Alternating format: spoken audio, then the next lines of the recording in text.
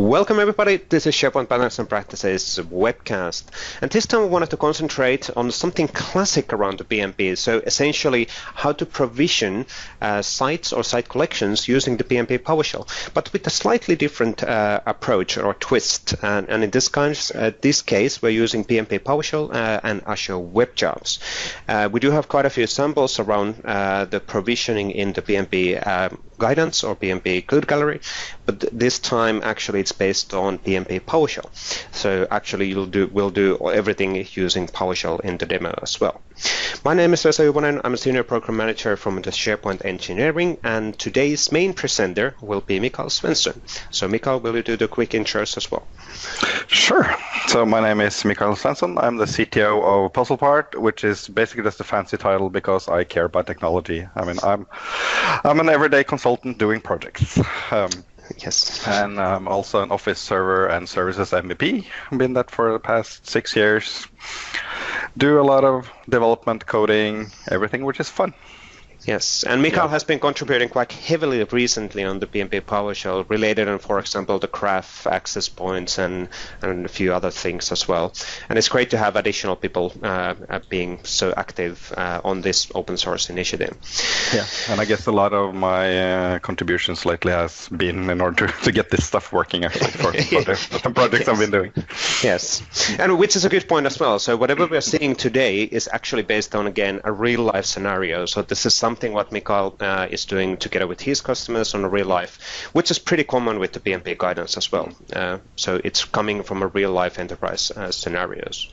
But before we go to the actual architecture of exactly the solution, let's have a quick look on the high-level thinking of the remote provisioning in practice. And this is just a high-level thinking, a kind of a clarification. What do we mean with remote provisioning for those who are not necessarily super familiar with this? In classic, if we think about classic SharePoint, people used to use feature framework and schema XMLs and web templates and even site definitions and non-net XML files. The problem with those are that they're always a snapshot of the time when they're actually created. And especially in SharePoint Online, we are actually releasing a new version of the platform in every single week, which means that even the templates are evolving. So now if you would apply, for example, a classic web or let's say site template which was created a year ago, you would get a completely different end result than creating a new site and starting from there. That's really the key point why the remote provisioning works well. So what we do is that we have a remote API-based provisioning, and this remote API-based provisioning does provisions always an out-of-the-box site. So can we go one step forward? Mikael is my assistant on this one. So we always start, thank you. We always start by creating an out-of-the-box site. So out-of-the-box team site, out-of-the-box group site, or out-of-the-box PubSync site. And this way, with whatever is actually evolved on the basic templates, you will get all of the benefits. So if there's a new master page, if there's new functionalities, features associated to the out-of-the-box team site, as an example, you'll get all of those within your site.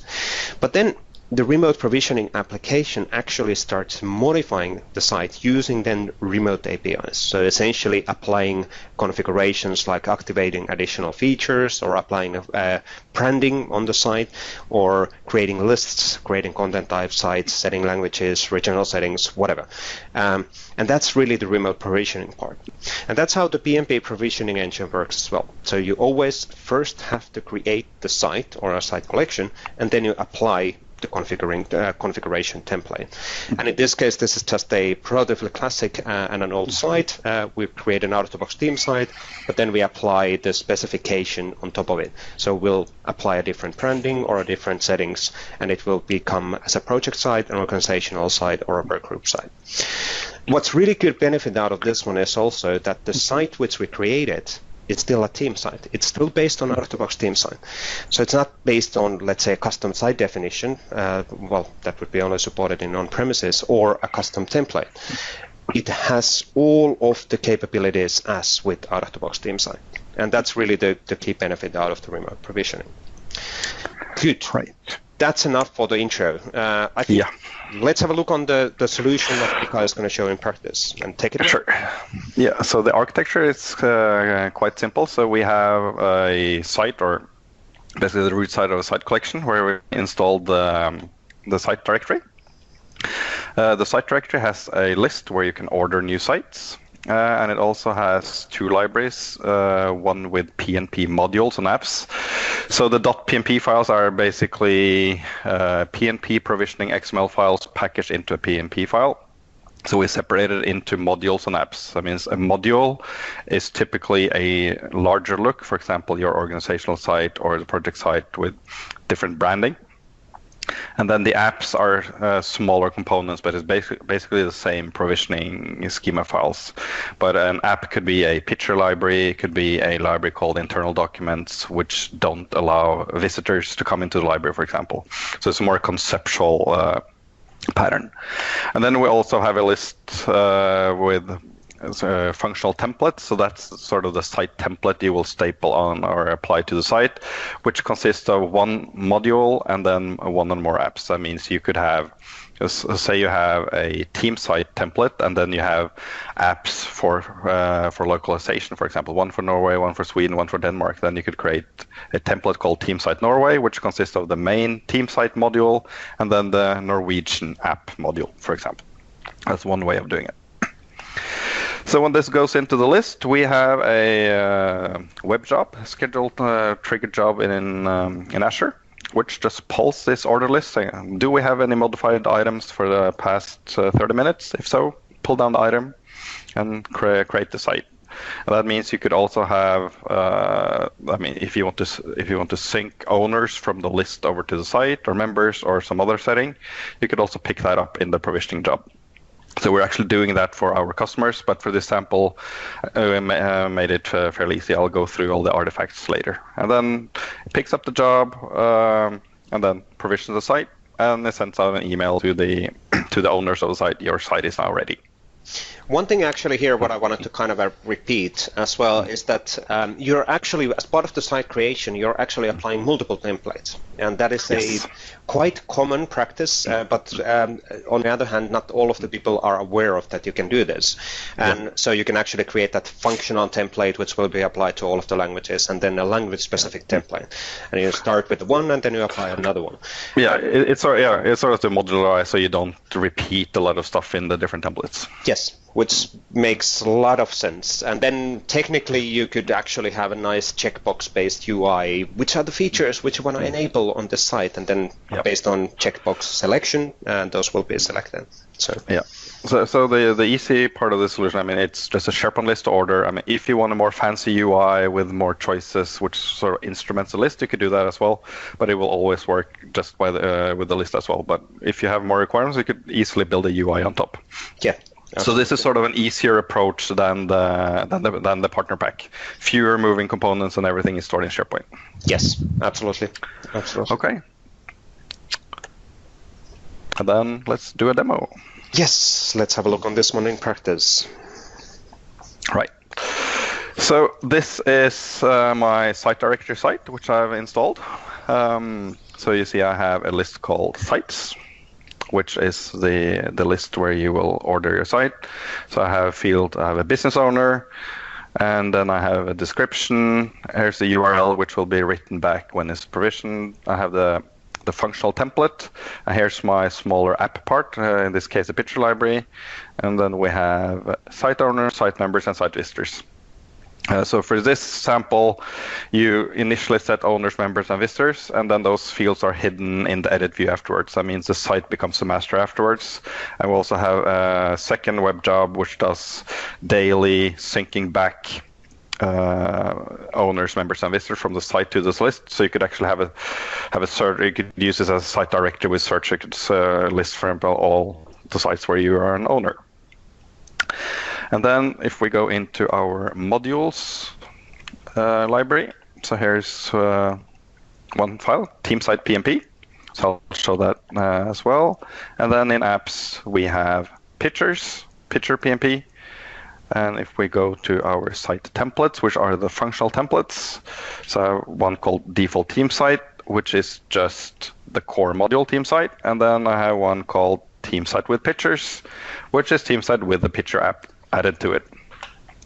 So you can add these apps either through the template, or you can actually also add them through your order list. So let me just I'll just fill out a new site here, so you see what the order form looks like. So let's call this PnP live demo.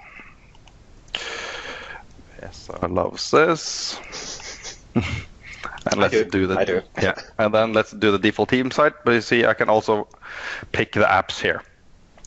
So if I pick theme site with pictures here, it will actually, after provisioning, check this box automatically. So you can either do the small functional pieces directly on this one site, or you could pull them via the template. So you have both options. We have one customer, they didn't want this apps part, so they only have the template. But it's easy to modify this. And that really brings the granularity on the creation as well. So how much granularity do you actually need on the template selection? Yes. And then as business owner, we could set demo ghost. I guess you can recognize this photo. Absolutely. I'll set myself as an owner. As members, we can do. I'll do other demo accounts, and as visitors, we can do everyone, like this. So just when you're clicking that, is this kind of an end user capability, or is this say for admins? How do you? Yeah. So we're actually using this as an end user capability in a couple of projects. So they just go into the site and they order.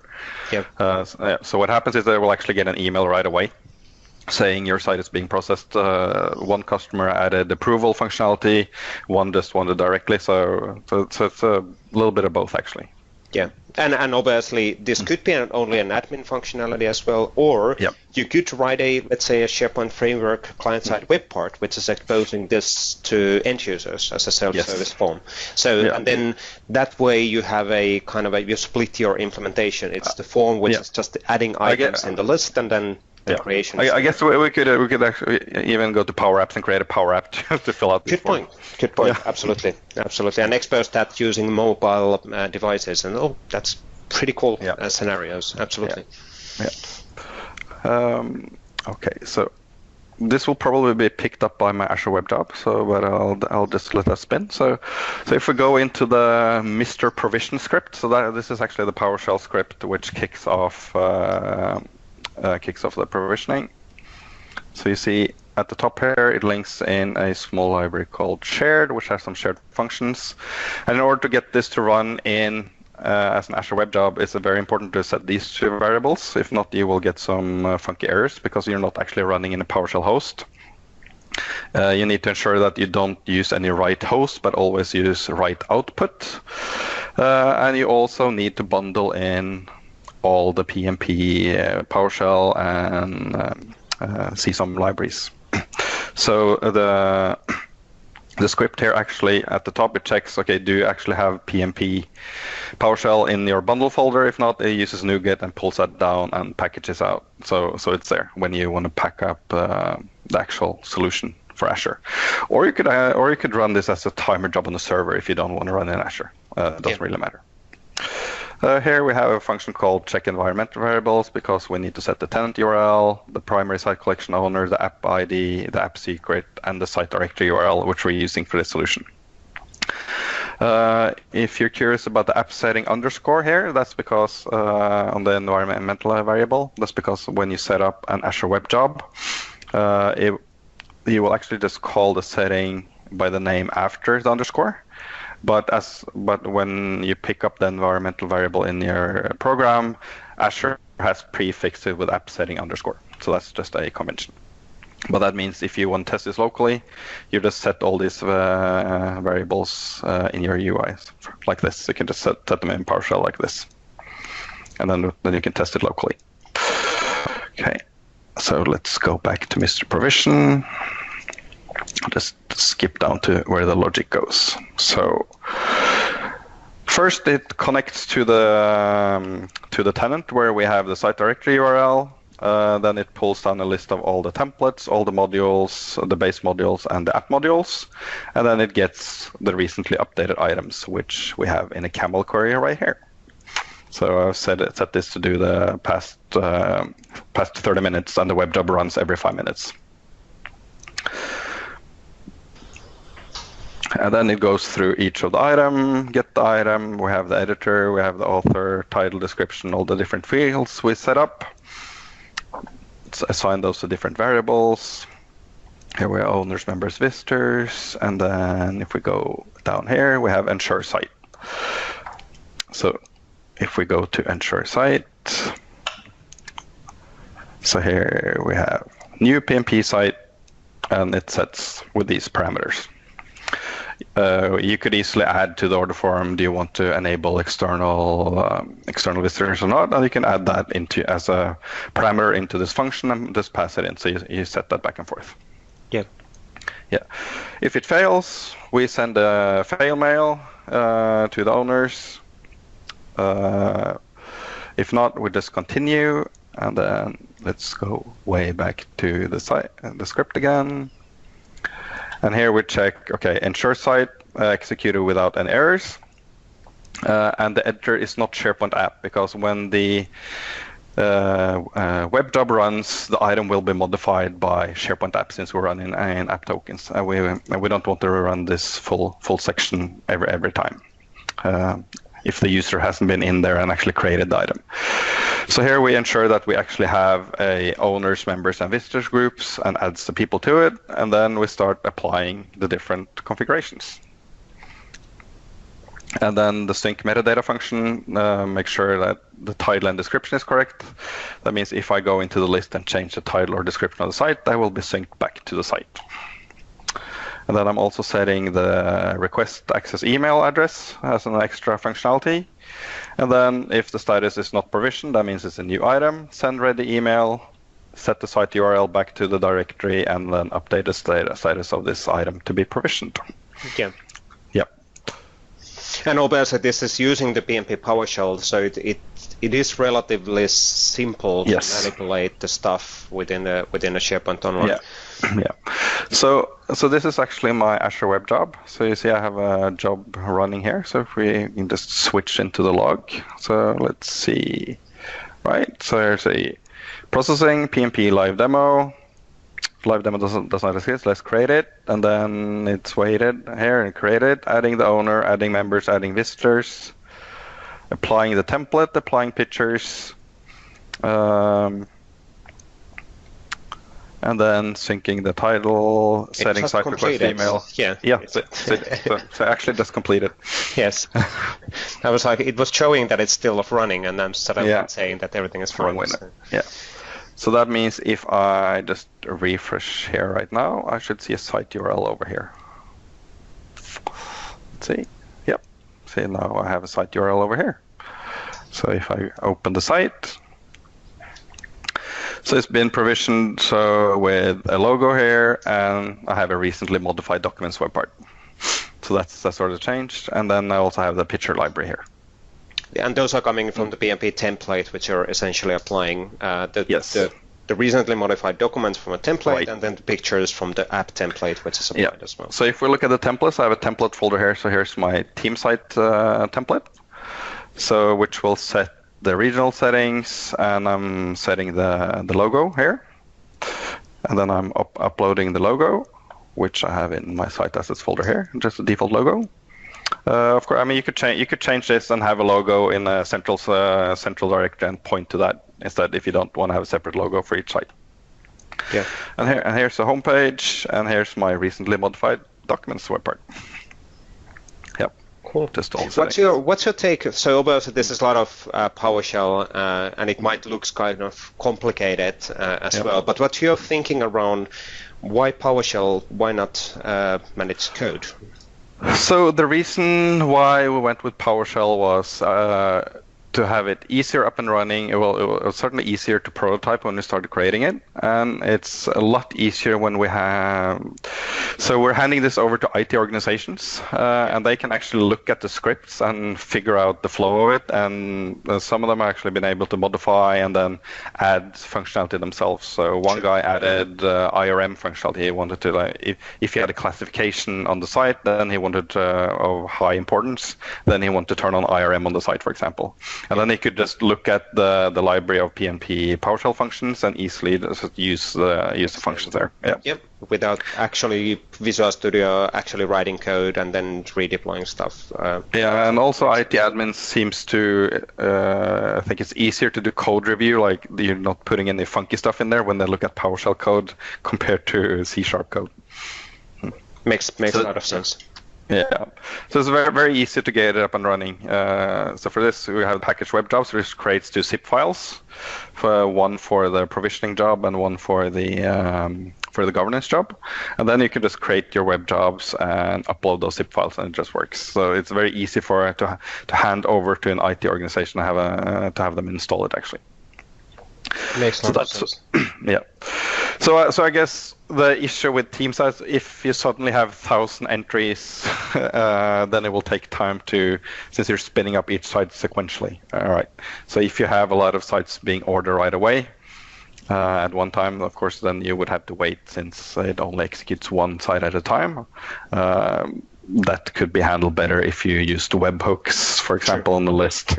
But then you have to make sure that your webhook is renewed, so it adds to the complexity to have it more if you need that kind of scale. But for our scenarios, I mean, they don't order that many sites every day. But then again, we're doing the same kind of solution, creating office groups with modern sites, and then the call to create the group is actually done in seconds. So it doesn't really matter if you add 100; they will still be very quick. Just pulling this list every 5 minutes. True. Yeah. And this is super simplistic, like you said. What about? Also, you could do pretty much a similar thing if you would implement this, for example, as an Azure function, and you could still use PnP PowerShell. But again, that would add complexity on the implementation. Yeah, I haven't tried yet PowerShell in functions. Is that possible? So I haven't actually read it. Yeah. Yep. So that would be a natural step. So I guess you could do a flow on the list to trigger for new or modified items, which triggered the function. And I guess flow would, I hope flow automatically renews the webhook they use.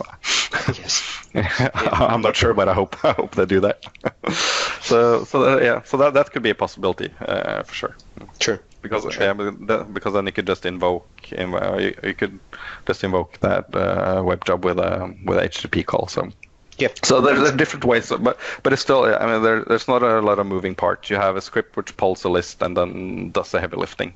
Yes. And it's just up to you how much logic you wanna add in there. So, but if you just look at the picture library, very simple. It's one list instance of template type 109 called pictures. So it's just the declaration of having a new list.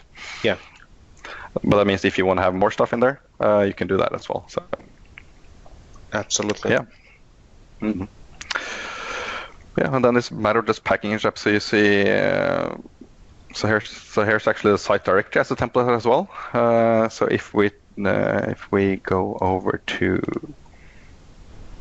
the sample, so it just tells you here how to get started, how to set up the site directory, apply.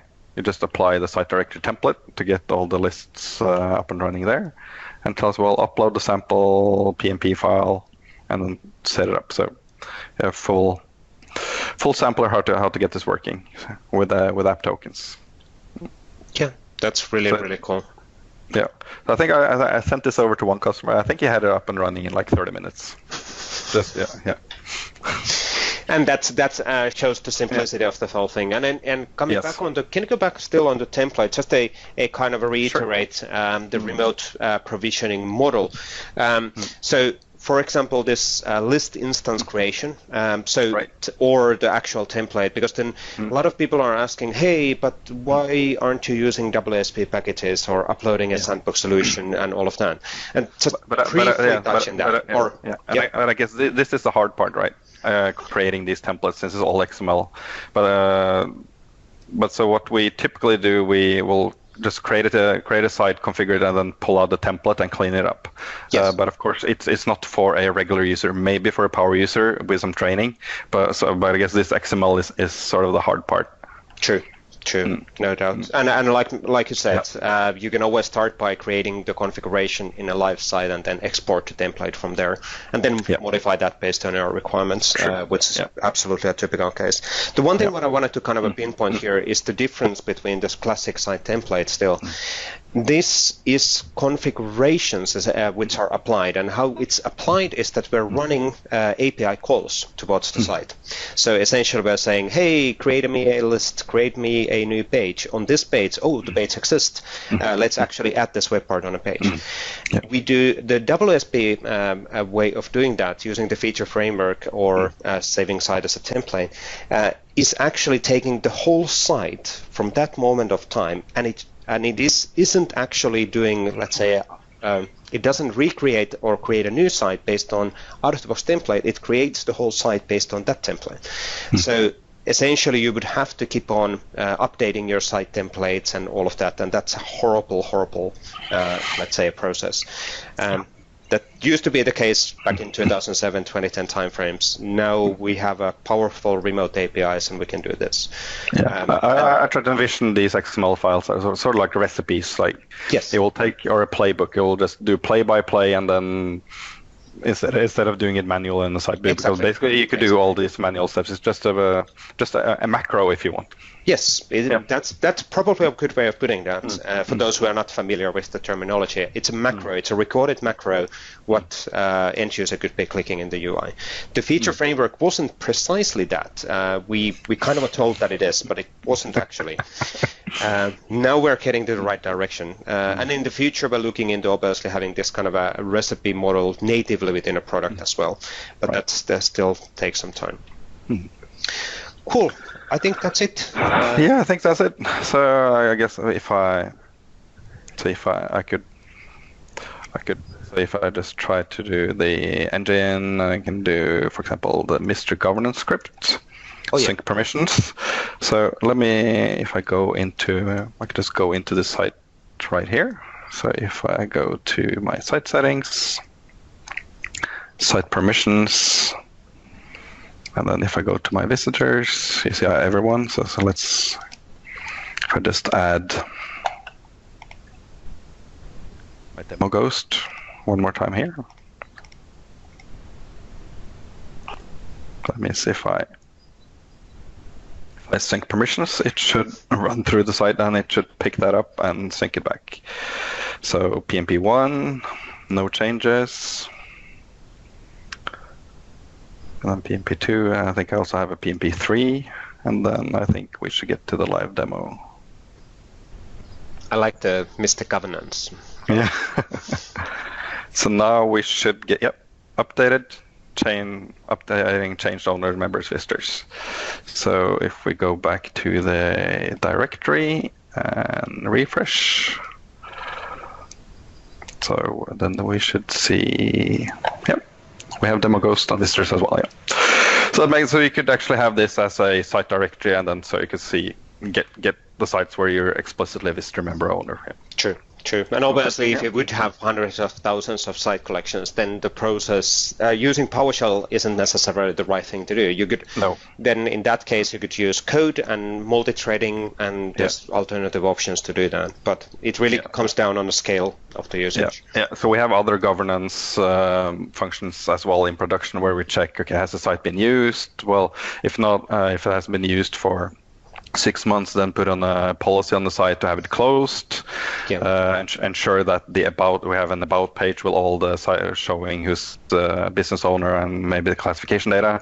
If someone has deleted that page, we'll recreate it.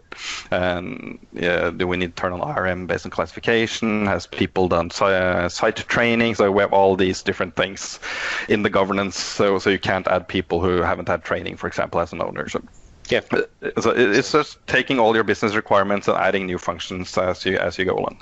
Yeah, absolutely. Makes a lot of sense. Excellent.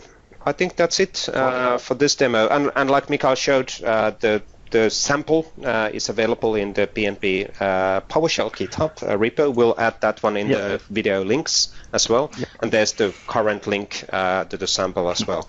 Right now, it's when we're recording this is only in the dev branch, but it really depends on when you are actually watching the video. So it should be in the master branch as well. But we'll add the link anyway on the notes. Okay.